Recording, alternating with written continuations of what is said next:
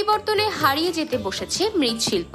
মৃৎশিল্পের বাজার এখন দখল করে নিয়েছে প্লাস্টিক আর অ্যালুমিনিয়ামের পণ্য সামগ্রী। তবে এখনো মাটির আধুনিক মানের তৈজসপত্র তৈরি করছেন সাতক্ষীরার তালা উপজেলার উদ্যোক্তা প্রতিষ্ঠান উন্নয়ন প্রচেষ্টা।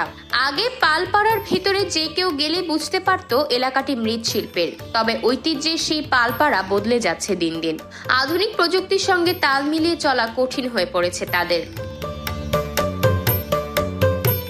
বাজারে মৃৎশিল্পের চাহিদা থাকলেও আর্থিক সংকটের কারণে প্রযুক্তির সঙ্গে পাল্লা দিতে পারছে না বেশিরভাগ কারিগর। তবে কয়েকজন প্রযুক্তির সঙ্গে তাল মিলিয়ে প্রযুক্তির সহায়তায় তৈরি করেছেন মৃৎশিল্পের বিভিন্ন উপকরণ। তারা মৃৎশিল্পের বিভিন্ন জিনিসপত্র তৈরি করেছেন ইলেকট্রনিক মোটরের সাহায্যে। ইলেকট্রিক মোটরের সাহায্যেই ঘুরছে মাটির জিনিসপত্র তৈরির চাকা। এই বৈদ্যুতিক চাক মেশিনের ব্যবহারে মৃৎশিল্পের কারিগরদের শারীরিক শ্রম সাশ্রয়ের সঙ্গে স্বল্প সময় এবং স্বল্প খরচে অধিক পরিমাণে মাটির জিনিসপত্র উৎপাদন করতে পারছেন। নদী বা খালের মাটি দিয়ে আমরা এই আসবাবপত্র বানাই।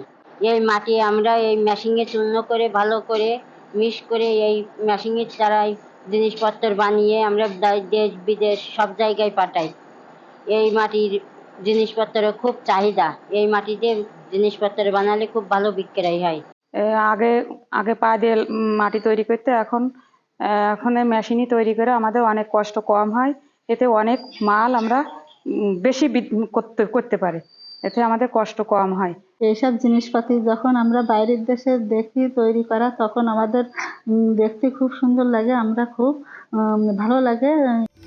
এখানকার উৎপাদিত পণ্য স্থানীয় বাজারে চাহিদা মিটিয়ে রপ্তানি হচ্ছে বিভিন্ন দেশে। উন্নয়ন প্রচেষ্টার সাস্টেইনেবল এন্টারপ্রাইজ প্রজেক্টের আওতায় গড়ে তোলা পরিবেশ বান্ধব মৃৎশিল্প কেন্দ্রটি ঘুরে দেখা যায় ওখানে প্রায় 20 থেকে 25 জন নারী পুরুষ শ্রমিক ব্যস্ত সময় পার করছেন। কেউ মাটি মেশিন দিয়ে কাজ করছেন, আবার কেউ মেশিনের মাধ্যমে থালা, প্লেট, গ্লাস, ডিনার সেট, ফুলদানি সহ বিভিন্ন তৈজসপত্র তৈরি করছেন। কেউ কেউ শুকানোর পর তা যত্ন সহকারে পরিষ্কার করছেন।